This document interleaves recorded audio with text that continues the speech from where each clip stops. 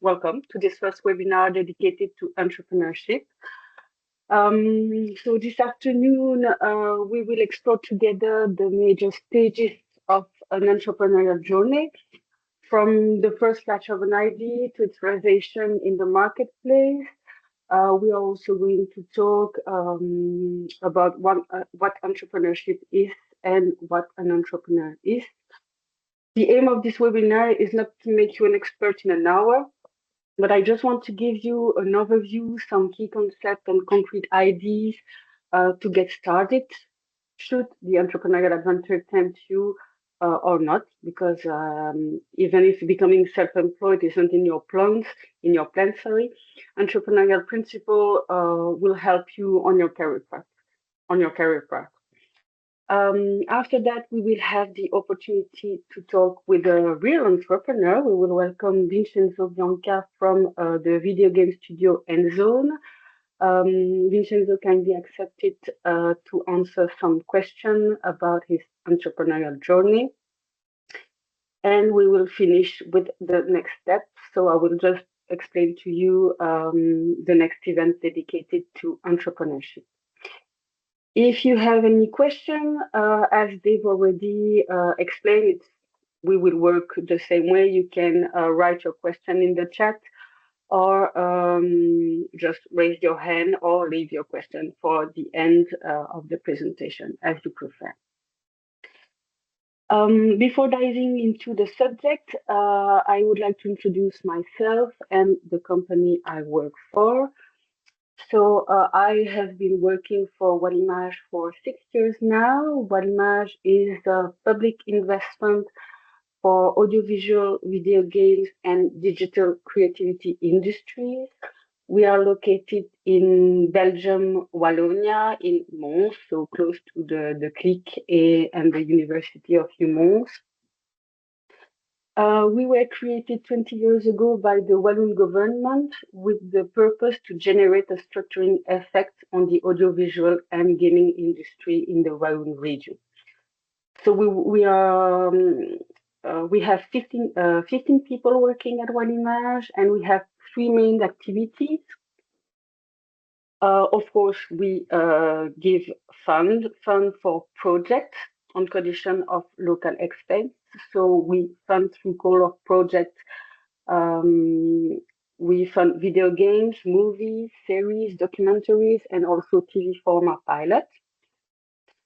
We also give funding through loans or equity for companies located in Wallonia, and of course active in the digital creativity industry, such as already said, audiovisual, video games. It can also be digital agencies and music tech companies.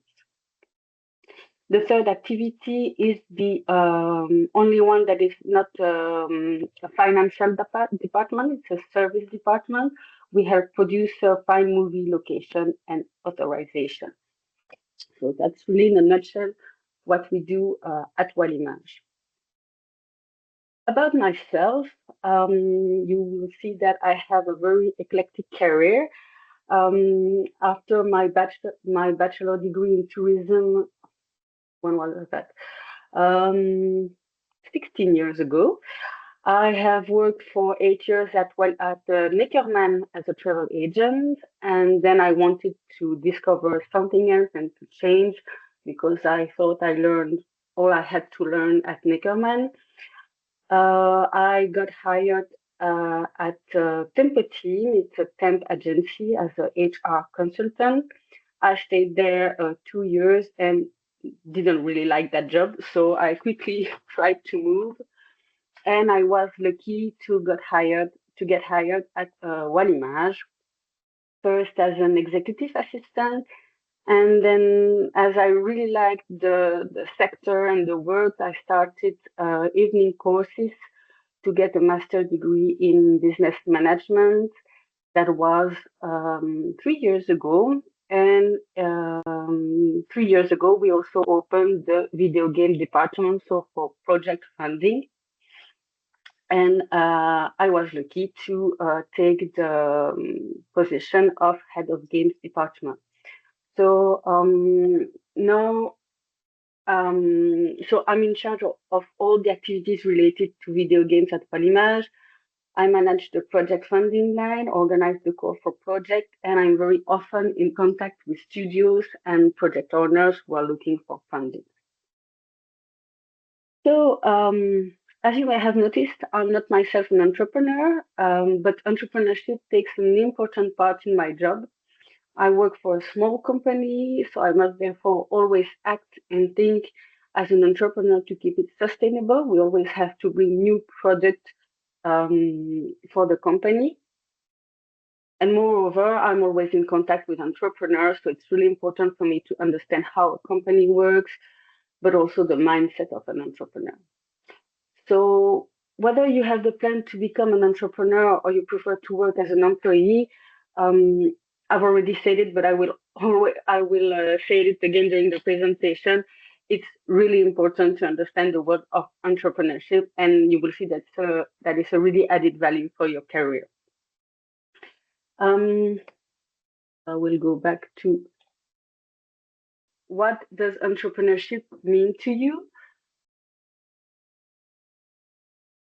So we have innovation, management, freedom, creation,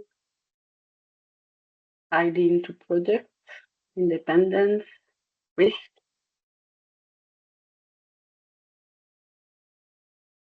creativity, business.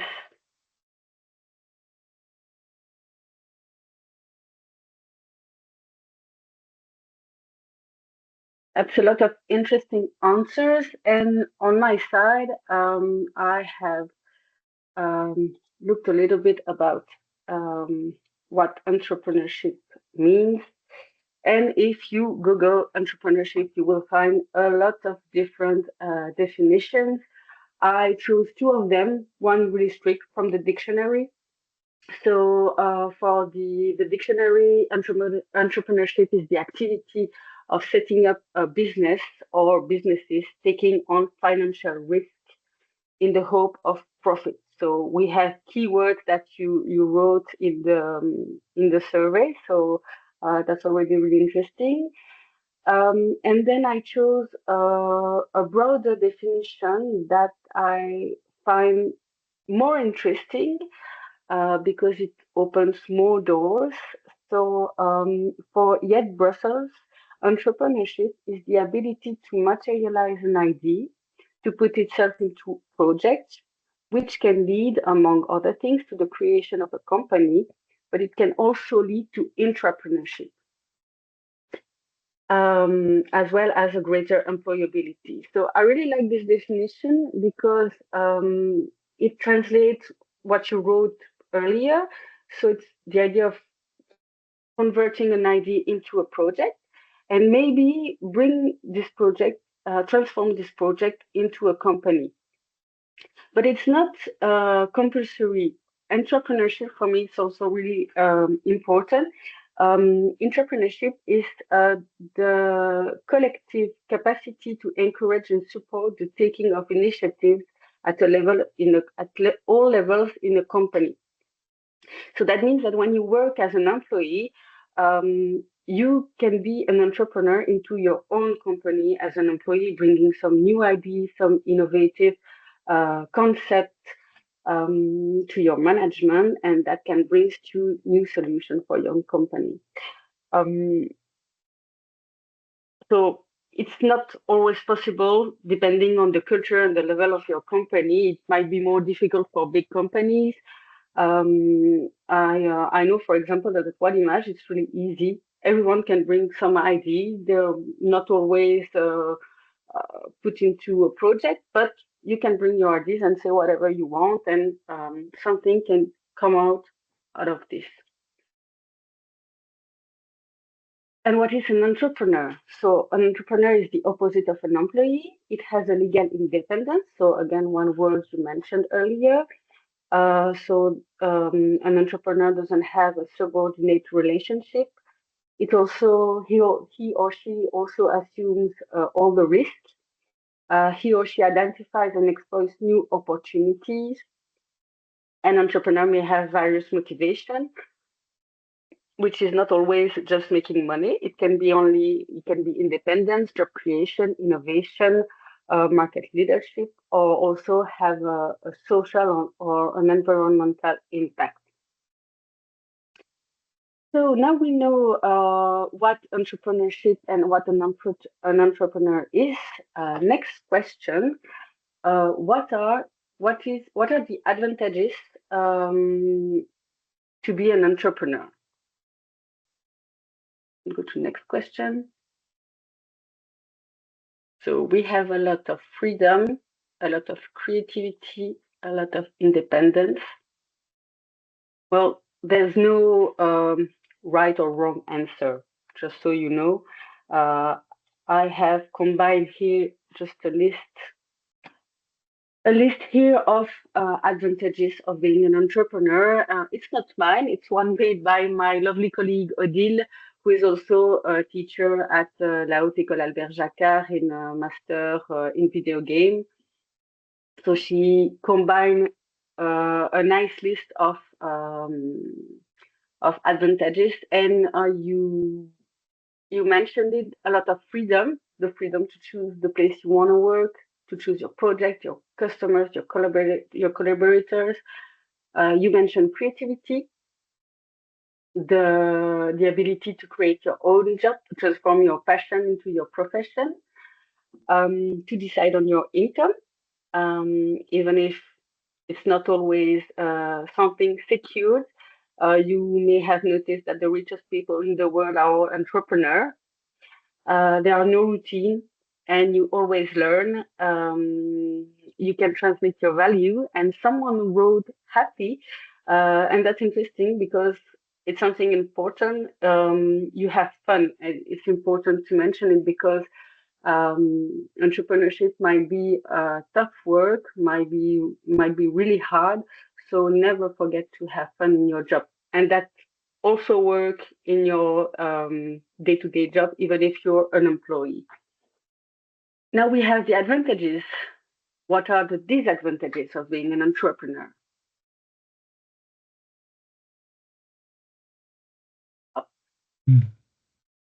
So we have financial risk. Yes, we've already said it. That's interesting. Bankrupt, stressful, work-life balance, overworked. So we have a lot of risk, especially financial risk, overworked and work-life balance, management isolation. So of course, there are no advantages with disadvantages. And here is the same list made by Odile. So as you mentioned, there is quite an insecurity, and your salary may not be guaranteed. Sorry, your remuneration may fluctuate from month to month. Someone said feeling isolation, and that's right, might sometimes be difficult, especially if you work on your own. If you work in a team, it might be more easier, and it's your company, it sometimes maybe your passion, so you may work long hours. And the last one, something I find very interesting, is you have to be multitasking. So you have to be able to manage some paperwork, some finance, marketing, sales negotiation. So you have to be, as we say in French, un couteau suisse. And this is interesting because I really think that as an entrepreneur, you really need all those knowledge, but you don't need to be an expert in everything. You need to surround yourself with the right people, with the right skills. And for example, you may be a great creative person with great ideas, but you're not really good at selling your product, your idea. Well, try to either learn sales, negotiation, and marketing stuff, or find someone who is good at it and that will be able to handle that part. So yes, that's for the disadvantages. Um, what skills does an entrepreneur need? So there are two different kind of skills. You have hard skills. They are the skills that you acquire through a diploma, work experience, training, and so on. Some of them are compulsory to create your company. So, for example, in Wallonia, to create a company, you have to prove that you have basic management skills. You prove that through your diploma or certain several years of experience. As far as I know, so just let me know if I'm wrong. It's not compulsory in Flanders and in France. But in the three regions, you need for specific professions, you need qualifications to carry out certain regulated activities. And then you have the hard skills, and then you have the soft skills. Soft skills are more human skills that you may have naturally or that you acquire through your day-to-day life, your day-to-day job. And an entrepreneur needs different skills. So you have to be well organized. You have to be, of course, serious and reliable. Reliable to different people, can be your customer, your suppliers, your employees, but also investors. You have to be creative. Um, you have to be passionate, curious, and optimistic. You need a lot of humility, and that's really interesting to me because you always have to question yourself, always take a step back and be able to accept criticism in order to improve. And it's not really easy, especially when it's your own idea, it's your baby. It's not always easy to accept criticism, but it's important to evolve. You need to be flexible and you need a good sense of leadership, especially if you manage a team. And you have to be able to take decision because a lot of people rely on you. So you take the risk and the opportunities into account, and you have to be able to take decision. Well, that's a little bit for the introduction about entrepreneurship. Now, what's next? How to create your company? How to create a project? Well, everything starts with an idea. And with the presentation we had earlier, an idea, you probably all have one or maybe a glimpse of an idea or something more already advanced. It's not always easy to find the good idea, but it's really the beginning. Where do you find them? Well, you can find them thanks to the cross-tech experience with the inspiration session, the hackathon. There are also many resources. Um, Often, and we have the case, the good example with the hackathon, the best ideas are born out of a desire to solve a problem you encounter yourself or that you observe in others. You can also observe the market. What are the current trends? What needs are not well met by existing solutions? Are there any flaws in current products or services that could be corrected? So you analyze the weak point to propose something better. I wanted to take as an example Unity that you probably all know. It's a game engine to develop video games and other application. And before the creation of Unity and then other accessible game engines, creating video games, especially in 3D, was an extremely complex and expensive business dedicated to large teams with highly developed technical skills. And Unity was created with the vision of democratizing game development.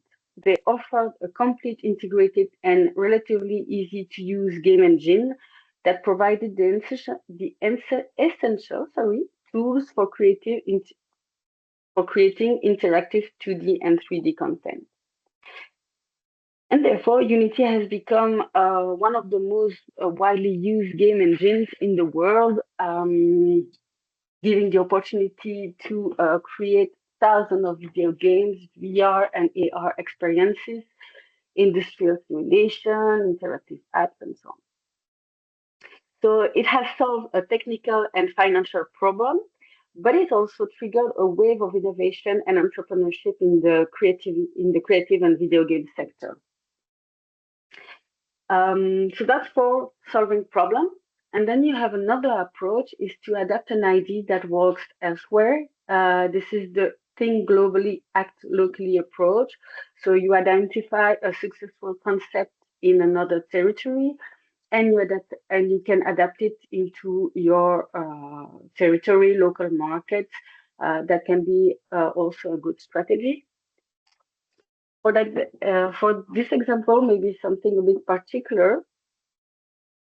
It's the Virtual Heritage Guardian. It's a project that uses digital and immersive technologies on a global way, which is adapted to local territory. So with those technologies, you create VR interactive experience for museums, schools, exhibitions, and so on. So you really have the globally aspect with immersive technologies and the local aspect that you can adapt the project to the need of a customer or region. And of course, your own skills, passion, and expertise are another source of ideas. So just think what you are passionate about and how to create ID. And there are different ways to use it, such as brainstorm, mind mapping, and so on. Well, I won't go into details. It would take a long time, but you have the main information. Having an idea is good. Knowing whether it's a good idea is even better. And validation for me is a crucial step in avoiding a failure in your startup. It's the idea that an idea that doesn't fit the market or doesn't answer a need is one of the main cause of startup failure. And we sometimes see that at Wallimage we receive project owner with great idea, and their idea is truly a great idea. But when we ask them who is your target, what is your market, they didn't make the research, they didn't think about it. And yes, you may have a great idea, but if you're not able to sell it, or if it doesn't answer any need, any problem, it's not worth developing. You have different tools or approaches to guide this phase. I chose here to present to you two approaches. It's design thinking and lean startup. Maybe you learned it at school, I don't know. So sorry if I just say something that you already know. For those who discover those tools, design thinking puts the user at the center. It's a methodology that provides a solution-based approach to solving problems. It's extremely useful when used to tackle complex problems that are ill-defined or unknown, because it serves to understand the human needs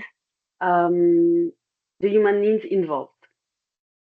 Reframe the problem in human-centric ways, create numerous ideas in brainstorming sessions, and adopt a hands-on approach to prototyping and testing. There are 3 to 7 phases. Here I present you the 5 stages, which is the most common. And with that, you can apply the methodology to solve complex problems that occurs in companies, countries, and across the world. So first you have to research your user needs, state, define your user needs and problems. You have to ideate, so challenge and some assumptions and create ideas, and then you prototype. You start to create solution, and then you try your solutions on. It's not a linear process. It's you can go from a stage to another, and then restart and redefine some ideas, some tests, and so on. The other one is the lean startup. It proposes an iterative cycle, so build, measure, learn. The idea here is to formulate key hypotheses about your business. So, for example, gamers are willing to pay for this virtual item. So, it's your hypothesis.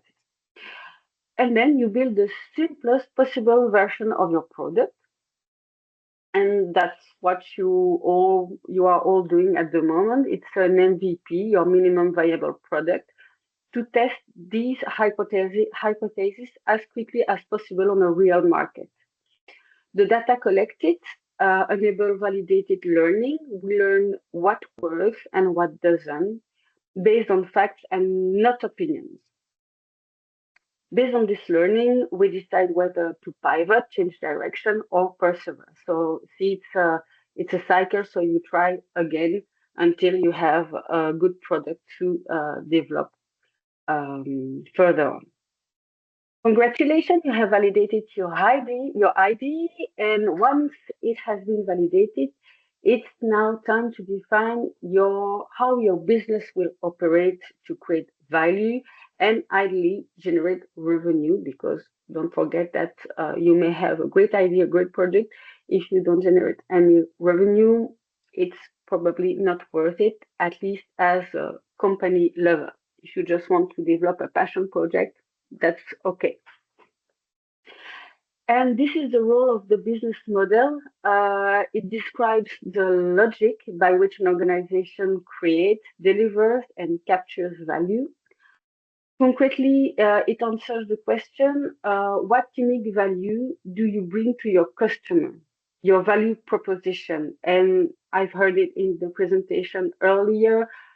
This is our added value. This is our value proposition.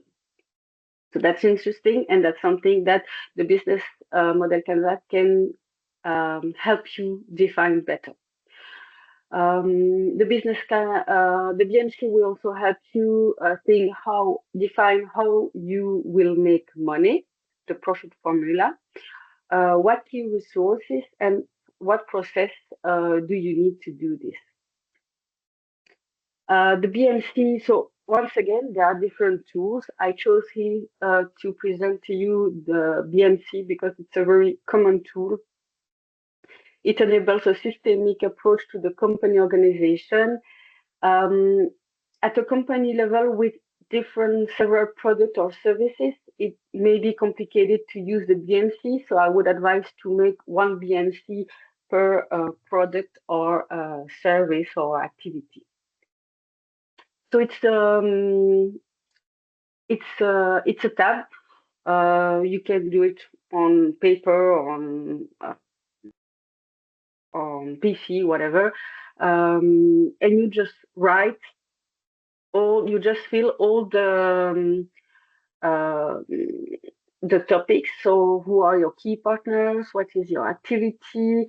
What are your resources? So the left part is most dedicated to income, what you need to develop your product, and the right part is the outcome, how you are going to sell your product, who is your customer, what will be the relationship with your customer, what can you bring to the customer, and we talked about value proposition, that's why you write it down, how you are going, what channels you are going to use to sell your product. And I've already stated the revenue model. So that's an interesting work to do to better understand what you already have and what you are missing and you will need to find later on. And also to define if your model is viable.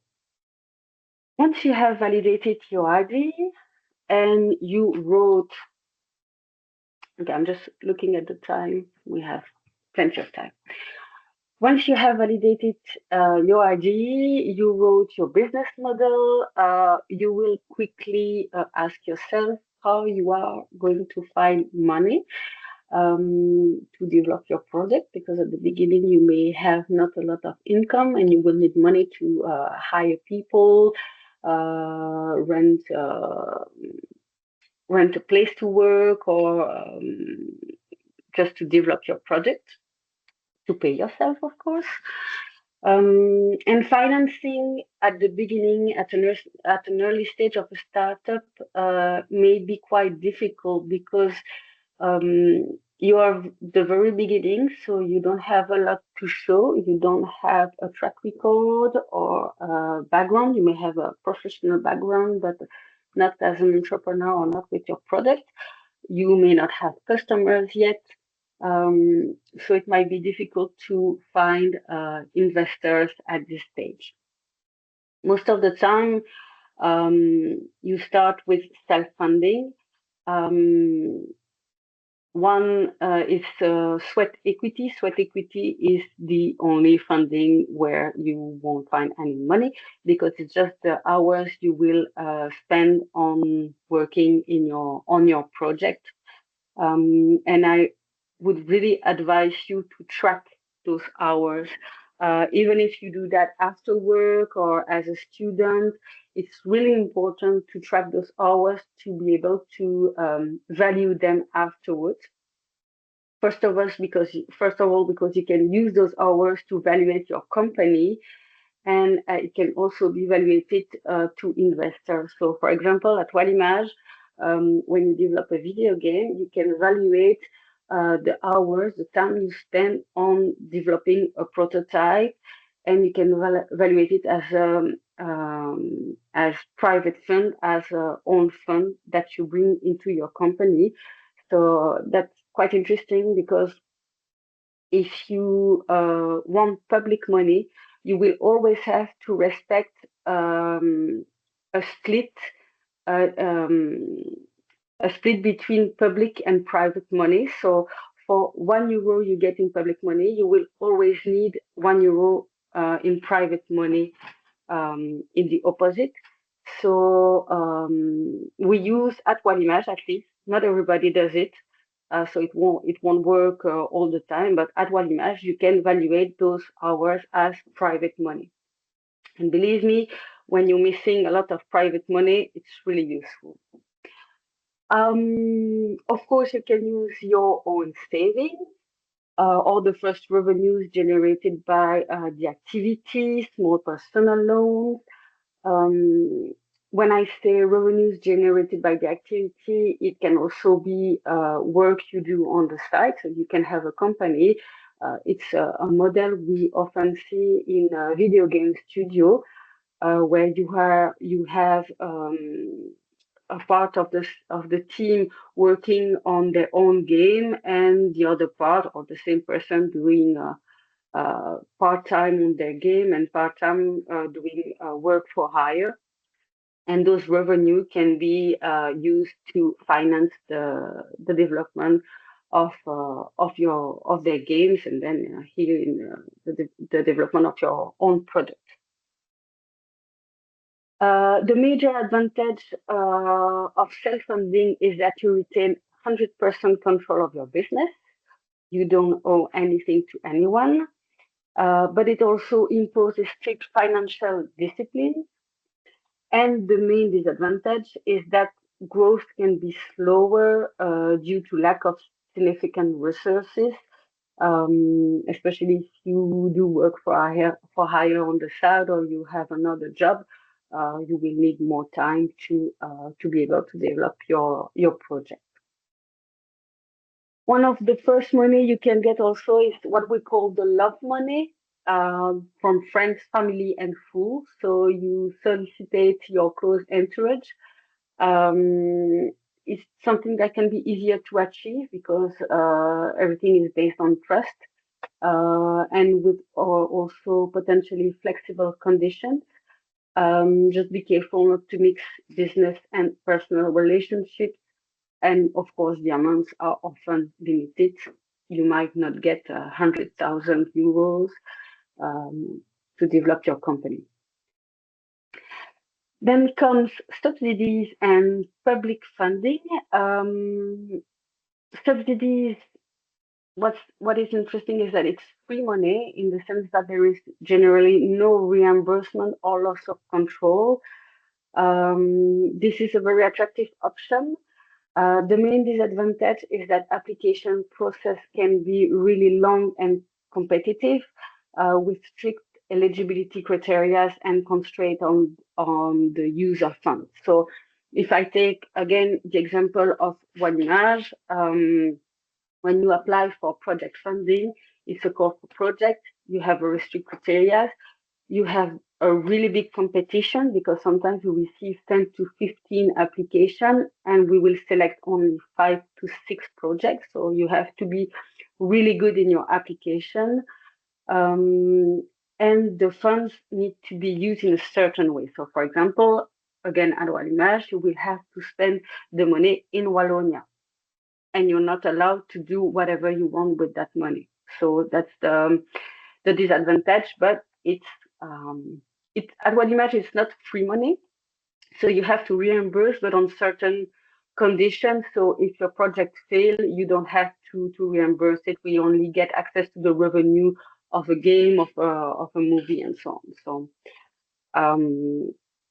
that's how we work. You also have crowdfunding. You probably all know crowdfunding and how it works. So you raise funds from a large number of people via online platforms. There are several forms: donations, pre-sales with rewards, loans between individuals, and so on. There are banks that allows you to do crowdfunding. It's an excellent means of communication and market validation.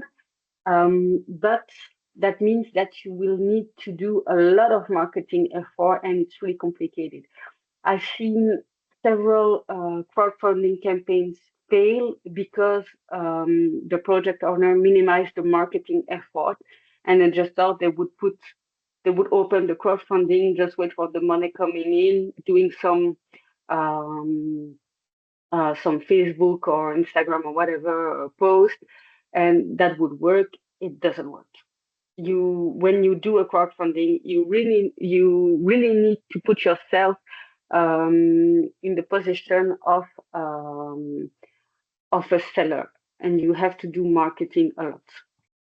It can, for business angels and ventures capital, it can happen at the beginning, but it might be more complicated.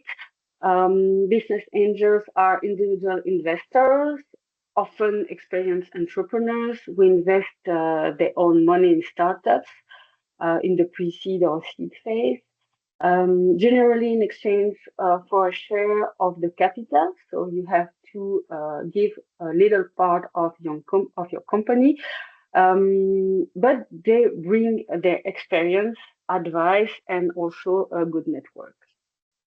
It's a bit the same for venture capital. These are professional investment funds that manage money from third parties. So it can be banks, insurance companies, pension funds, and so on. And they invest in startups to have startups which have a very high growth potential and always in exchange for equity. Private VCs offer intervene after business angel during Series A, B, so after when you already have a product on the market to finance acceleration and expansion. They can bring a bigger amount and also strategic support. However, VCs often ask for a big share of your company's control. And they can put some pressure on a rapid growth and exit. If I take the example of Wallimage, we in a certain way act as a VC as we take shares into a company. But as we are a public company, our mission is not only to make profit, at least it's not the first mission of Wallimage. The first mission is to structure an ecosystem. So we don't put any pressure on a rapid growth or an exit, and we never want to take control on a company. We always leave the control of the company to the initial founder of the company. And the last source of finance is incubators and accelerators. You may think, well, we don't get money from incubators. Indirectly, yes, you can get money because you receive mentoring, training, networking, and sometimes a small financing in return of a small share, or it can be a grant or something. And this is an excellent option for structuring a project and gaining access to an ecosystem. There are a lot of different incubators and accelerators from regional to specific structures. So you will have to look for the right one. And that's all for the financing. The choice of all the financing, you can, of course, combine everything, but it will depend, as I said, on your stage of development, your capital requirement, your growth ambition, and your willingness or not to seek control. So that's something you have to do. Last topic I want to talk about is the team, because for me it's something really important, if not the most important part of an entrepreneurship journey. Um, if you really need to have a great team to develop a project. Success and failure. It's well. Sorry, I'm lost in my thoughts. Um, the quality of the team is really a factor of success or failure in a company, and especially for investors. And once again, I will take the example of Wallimage. Sorry, but that's where I work. So um, the team is something we analyze every time we receive a project, whether it's a project or a company funding. We always analyze the team. You may have the best idea in the world, the best project. If you don't have the right team, it will probably fail. On the opposite, you may have an average idea, but if you have an exceptional team with all the skills, you are more likely to succeed. You will ask me, what makes a good funding team? Well, there are several elements. First, I've already mentioned it, but it's complementary skill. A good balance is needed. Sometimes I see teams with great technical skills, but there are three of them, and no one has skills into business or marketing, and that might be then really complicated. So you need someone with technical profile who will build the product. You need someone with a business profile who will be able to sell, to create the business model, to market the project. And you need someone with a vision who will define the direction, inspires, communicate the vision, and so on. So the idea is to cover the essential functions and avoid having gaps, or at the opposite, have a team with everyone has the same profile. It's also important that you all share the same vision and values. You must be aligned with the company's mission, long-term direction, and the values that will guide your decisions. And you have to be aligned with the company's culture. Without this alignment, conflicts are inevitable.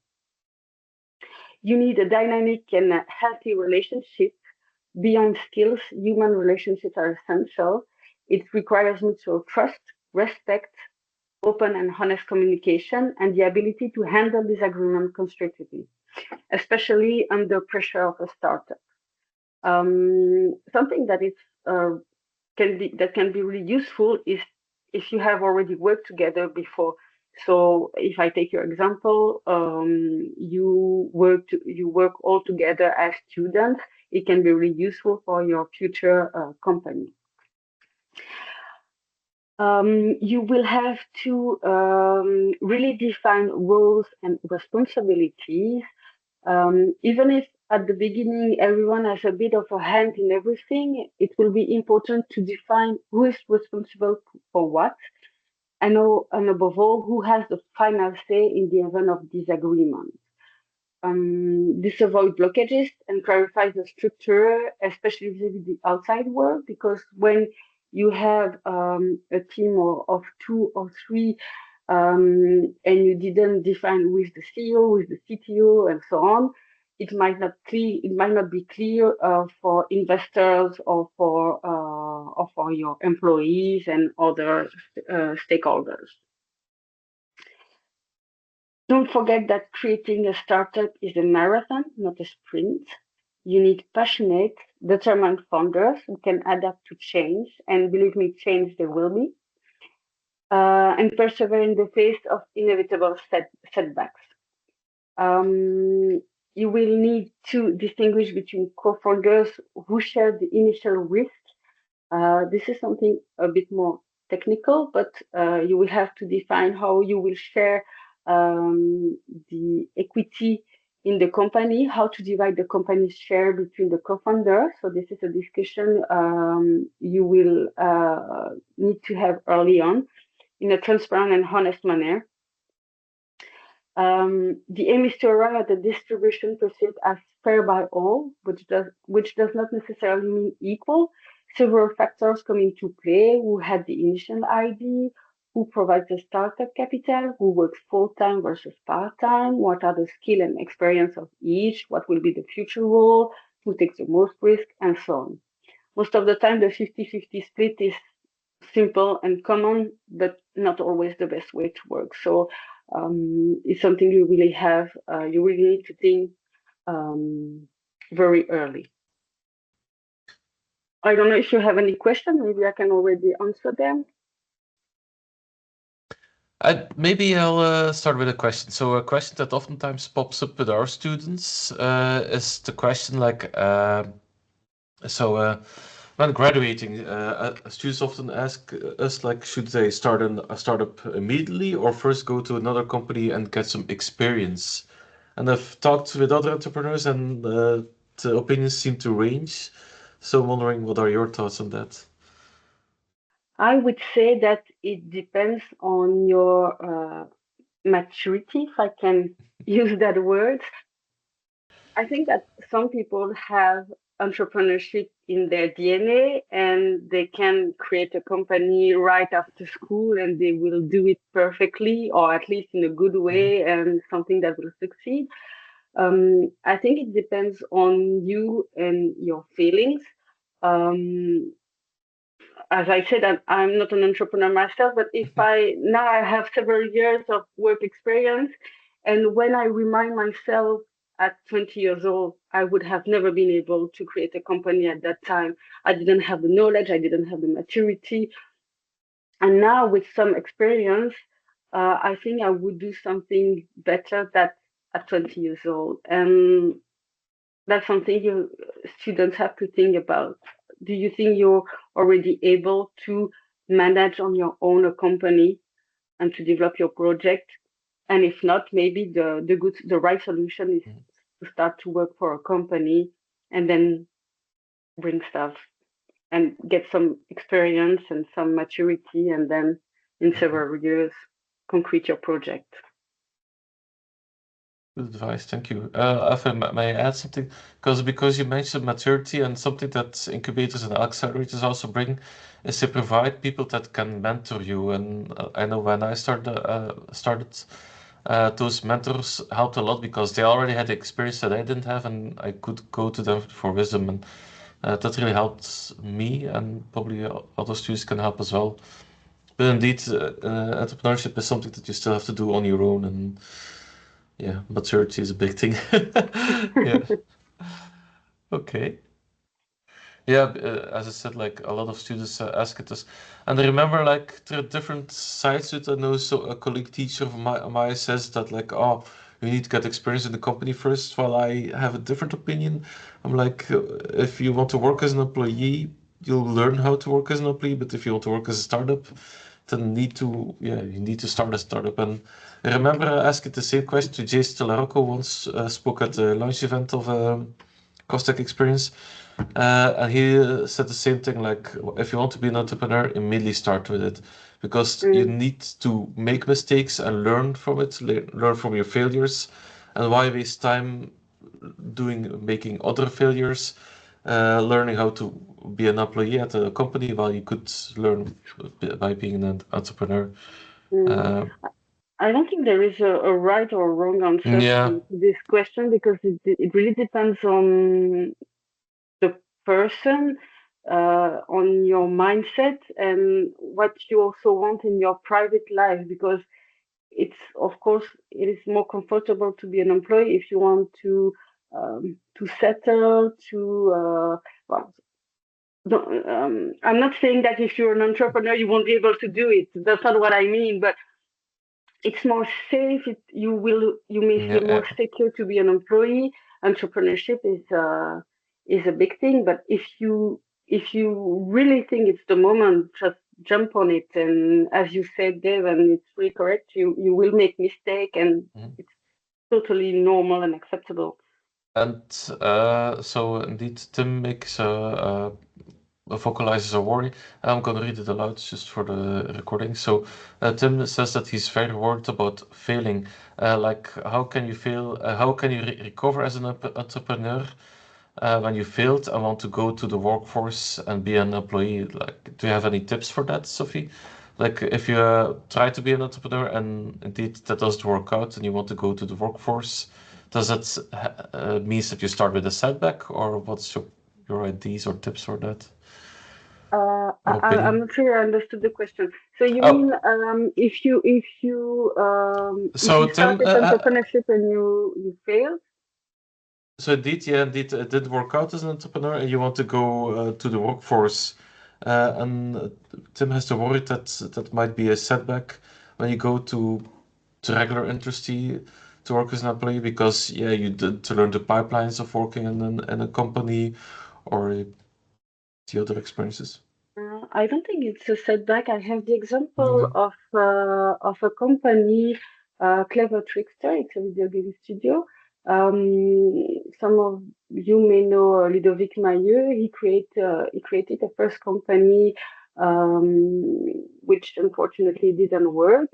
And then he started to work as an employee for other companies. But he really had entrepreneurship in his DNA. He had ideas, and then it took him maybe I'm not sure how many years, to not 1 or 2 years, and then we started another company with a new project, and it's still a young company, but it's working really well. So I think I don't know if you can call that a setback, Hmm. but at least it's something you do something else to re-jump into it after, Yeah. and you learn from your mistake, you recover from your mistake, like, because it's difficult to to go into bankruptcy in a financial way, and on a human way it's something that can be difficult, so you may need some time to recover, but when you're ready you go again and you start. I Hmm. think that failing is something that we see in a wrong way, maybe in Europe, at least Yeah, in Belgium, exactly. and it's not how it works in other countries. In the United States, for example, you can fail and start again, and Indeed. you just need And to recover and if I can move add on. something to that, so you mentioned before that to be an entrepreneur, you need some kind of a maturity, but I think it also works the other way around. So by trying to be an entrepreneur and just trying it, you gain maturity as well. And so something that you see as well, so people that came from an entrepreneurial mindset and go to work as an employee, those are people that don't start they don't start at the base.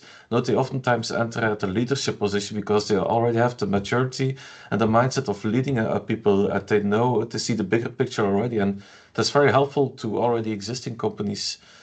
So indeed, as Sophie already mentioned, like I wouldn't be worried, Tim, about going back to the workforce because indeed it can be temporary to maybe go back to being an entrepreneur as well, or just like give you new focus in life and give you a good position there. So don't see it as like indeed a setback, but just an added experience. Mm. I see that Vincenzo Yeah, joined us. yeah. Hello, Vincenzo. Hello, everyone. So Vincenzo has a presentation of his company, and then I will ask him. I prepared some question, and if you have any question, feel free to ask him whatever you want. So, hi, everyone. My name is Vincenzo Bianca. I'm the CEO and founder of Endzone. Endzone is a gaming studio of 30 people based in Liège, Belgium. So for today, I've been asked to tell you about two things. One, my background, and what we do at Endzone in about 10 minutes. So, like a good story, it begins as once upon a time.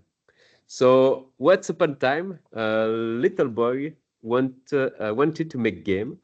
So I really remember my first day at primary school when my teacher asked me what I want to do when I grow up. And I say I wanted to be an inventor and make games. So it come from a long time ago. I love play game and of all kinds. So I enjoy video game just as much as a good board game or live action role playing games. So to go further in my background, I study educational psychology with a particular focus on gamification in learning. I've always loved learning, and I wanted to combine my two passions, learning and gaming. So after I completing my study, I worked for a short time at the University of Liège in this field.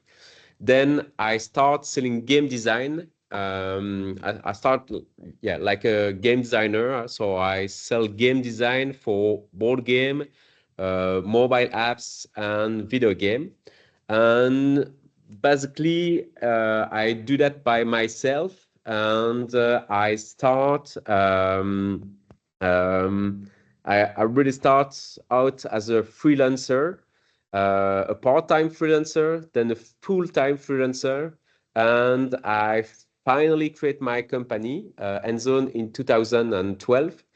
And since then, I've grown organically, gradually hiring new talent with the right skill and going further project by project. So I haven't started like big, haven't fundraise with a small idea. I really grow up organically, project by project, and becoming bigger and bigger with the time. Of course, there have been obstacles along the way, a lot, a lot. We have a project that didn't work out so well. We suffered flood in 2021. We lost almost everything in the studio. We've been late on project because of that. We have to replace computer for the board gaming part. We have to completely reprint all of our game. We have to did all the time with all that kind of challenge. But fortunately, we are a resilient company in Endzone. The key things like we always to try and to find a solution because there is a lot of company of studio gaming that are creating really good game, and you have to struggle with that. You have to struggle to uh, not usually find an ID. Find an ID is the easy part of it, but then you have to struggle to make it happen. And the thing is, it's like when you start to create your game, you know when it starts, you not always know when it ends. And when you see a game release, I never put bad critic on a game released because I always know that all the challenge the studio have to face is, and every game that has been released, it's like a little bit miracles because of all that challenge. And so in Endzone right now we have 30 people working in the studio. We have this particularity to have a studio with different field in the studio. We have PC and console studio parts, which is the biggest part in the studio. But we also have a mobile video game app studio, and I also have a board game publishing publisher in Endzone. When I compare that to my background, it came from, of course, what I like to do and what I start the company with. So as I mentioned, I started the company by creating game design for all that support, and so I kept growing the studio cross around all that field. So basically and of course we work on more than 100 projects now, having more than 1 million player, and thanks to a passion, thanks to our investor, we finalized the fundraising last year, which allows us now to work on our own project. So we came from work for hire. So we used to work for other company for other clients, and now we creating our own game and publishing them. So it's a project management studio. We start to the concept and go to the whole delivery of the video game. Sometimes you have some studio that are specialized in one field, sound design or 3D environment. We have the luck to have all that skill internally in the studio to allow us to manage all the process of a video game. So we had the chance to work with a big name, with a big company, and it came really along the way. We start with really small company close to us, and then we start growing up really about just by showing the work that we've done. And sometimes luck happen and people connect dots and say, okay, I work with this studio. It happened very well. You can work with, and we've been contact from those major player from because of that.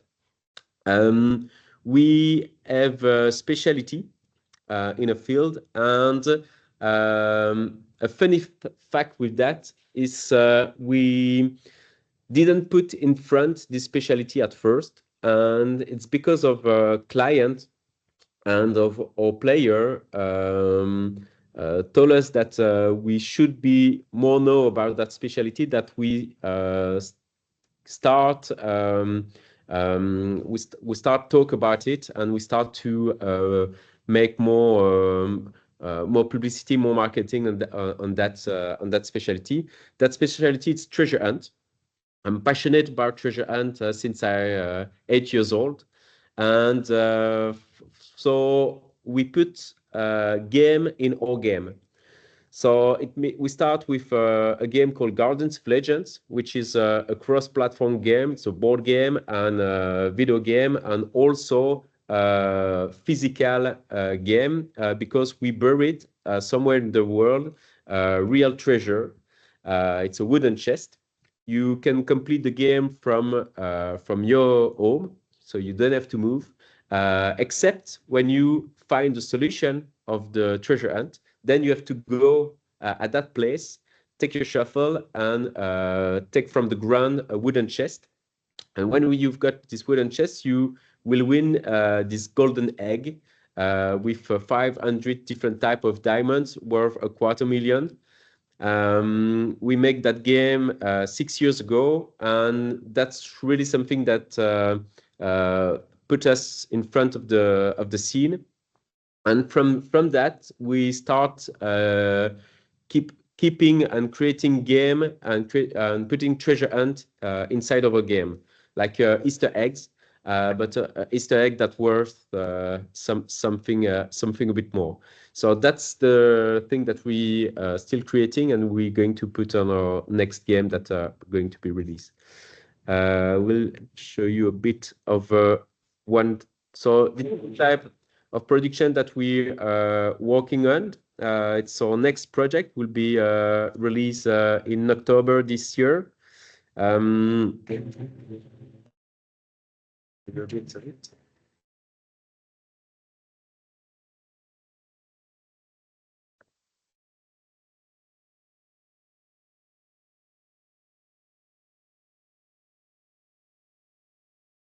We don't have sounds, Vincenzo. On my side, I don't have any sound. Dave told me earlier that at the top right you have to click for the sound to share sound. Well, No, it doesn't no matter. worries, no worries. So it's an action adventure game. You have to play with 3 different player and with those 3 different character. When you play with those 3 different character, every character has some different skill, and you have to combine this skill to go further in the game. So it's really type of game that we like because it's about adventure, it's about treasure hunter, and also in the game we're going to hide a real treasure hunt that we allow people to play the game as if they want to, and also find a game inside the game with the treasure hunt part. And of course, it's only the beginning of the story, even if it's been already a road of 11 years. But every project is really a new challenge, and that's the way we think about the way we want to go with Endzone.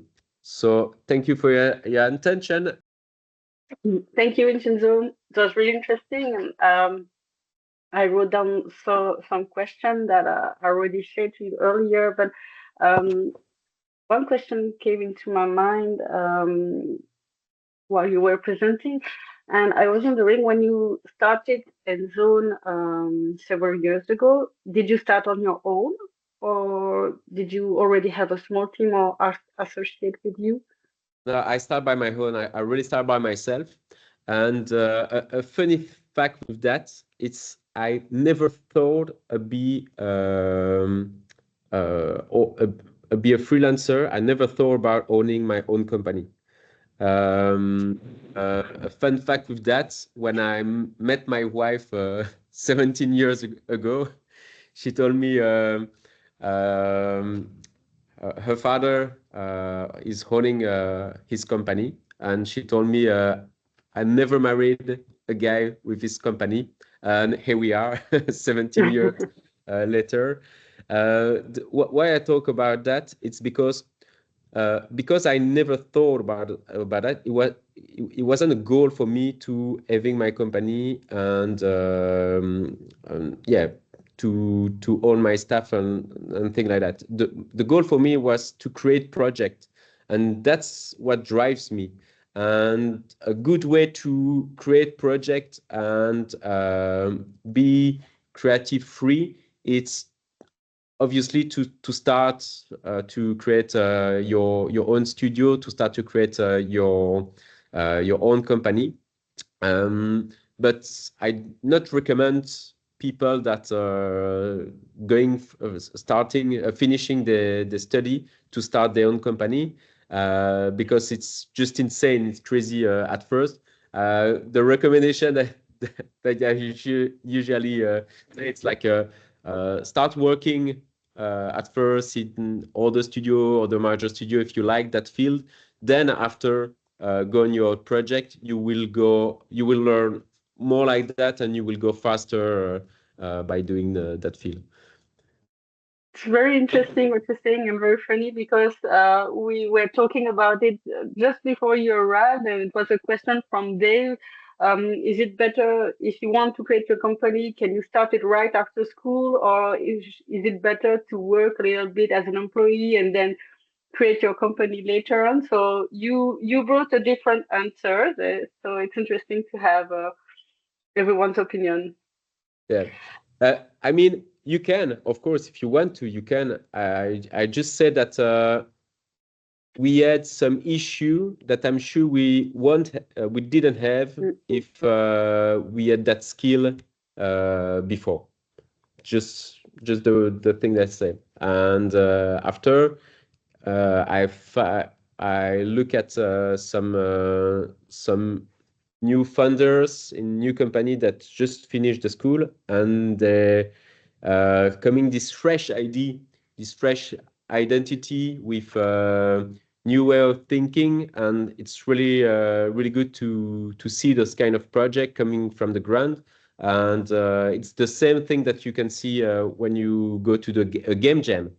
Game jam is really refreshing like that, because people they're not scared about failing, and they just try some idea, put some idea, and sometimes it's worth it. So it just yeah, it's not there is not like one big truth of that. I mean, it's more like and of course I say something and I did something else, so that's the the proof that there is no one big truth. Yes, you're right. Um, um, can I ask you, what do you prefer in your job, and what do you like the least or you find the most difficult?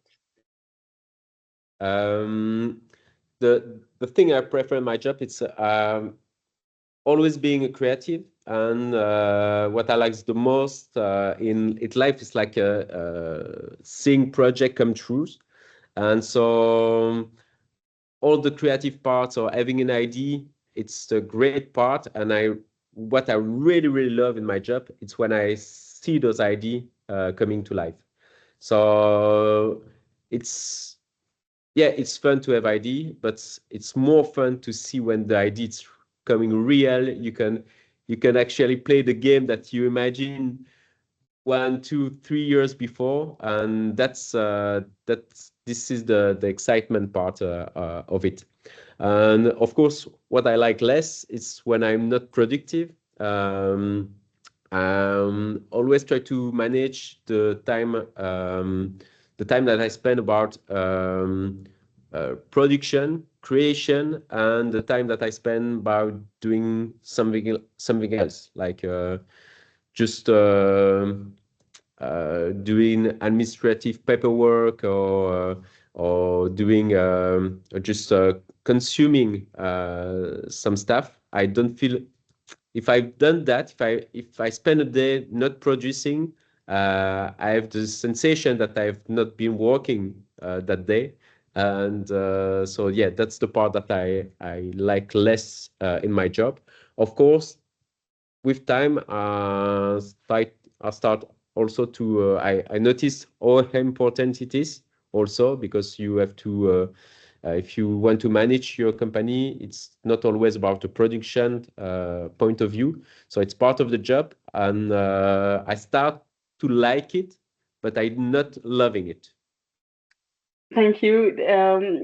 While we're talking about being multitask, in the presentation earlier, I was explaining that when you are an entrepreneur, you have to be able to manage plenty of things, like you said, paperwork, marketing, selling, production, and so on. But I think that you don't need to be an expert in everything. What is your thought about it, and how did you manage at the beginning, as you were on your own, to handle the thing you were strong and the thing you were you had less knowledge. Um, do you think it's important to be able to manage everything, or how did you do at the beginning? I never stopped myself because I didn't know something. So sometimes you don't know the thing, but you know how to find a solution of that. And that's the most important. Knowing that, okay, you need this on your project, but you don't know how to do this, but you know which people you have to find to make that happen. It's a big skill that you should have. Of course, it's impossible to be a master in every field that you need to own your studio, own your company, but you always have to be curious. So I make a point of honor to understand every job in my company.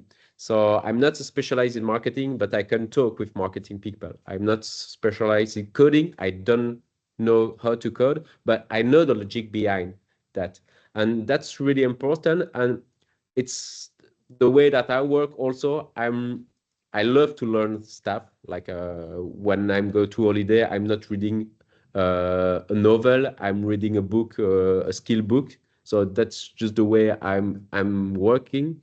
Um, and that's really interesting to be curious about the different job, a different skill it's around you, it's around your project. And of course, I think when you know how to make the thing happen, not especially when or exactly how, it's already a big advantage. Great. Um, Now you have several years of experience at Endzone. Your company has growth a lot. What are the challenges you face now in your business? Are they, I guess they're not exactly the same than at the beginning. So what are the challenge of a startup and now the challenge you face right now? um, I always have new challenge. So as soon I think I'm mastering a topic, I know a challenge is coming up. Because yeah, one thing that can be really aggressive, can be really difficult. It's like not knowing that you don't know, and because the worst, because it means you have a blind spot. You and you don't know that this is a thing really important, and you always you always have to be curious. I always to be curious. um, but a big difference from my beginning between now and before is that when I start, I felt like I knew things, but now I know that I will always be a learner. So what you feel, you have this confidence and say, oh, yeah, okay, I have a master's degree. I've been studying stuff. I know I read a lot. I know how things happen. And then you face to the reality, and you having everything is not like in the book. Say, oh, normally a usual process in creating games, phase one, phase two. Don't go on phase two if the phase one is not complete. That's the theory. In practical, I don't know any studio that are really sharp on the process. And I say that, but I think we are quite sharp on the process.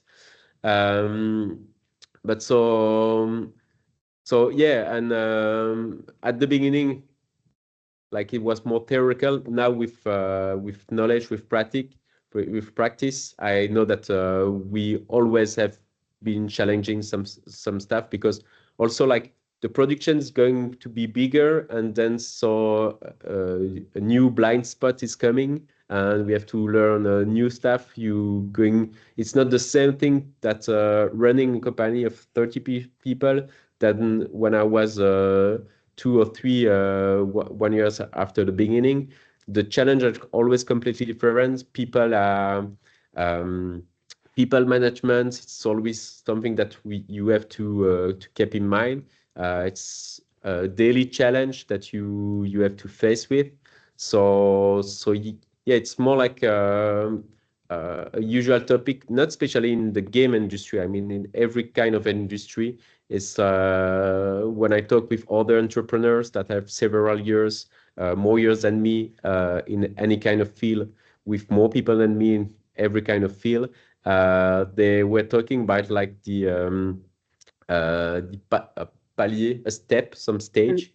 And it's a normal way of life in the company. So you going from 1 to 5 people, it's first difficulty. You have to struggle with to make the company live and to having project. 5 to 10, you have to put some process in places. 10 to 20, it's like everything has to be more yeah, more in the box to because otherwise you cannot have a view and you cannot master everything. And 20 to 30 is like you have to delegate really more. It's impossible to be on every file, every topics you have to delegate. So we're still having some new challenges that are not the same at the beginning. Thank you. Does anyone have any questions? No question? Well, I just have a last question for you, Vincenzo. Would you have an advice or two to give to someone who wants to step into entrepreneurship? Do it. It's better worth to try and to fail than to never try. Enjoy. Thank you for your time. Anyway. Thank you very much, Vincenzo. Yeah, thank you Thank for you. speaking to us. My pleasure. Well, we arriving at the end of this webinar. I have, if you have any question, you have here the email address, or I'm still here. You can ask them in the meeting. All right. Thank you, Sophie, and thank you everybody for attending and speakers for presenting.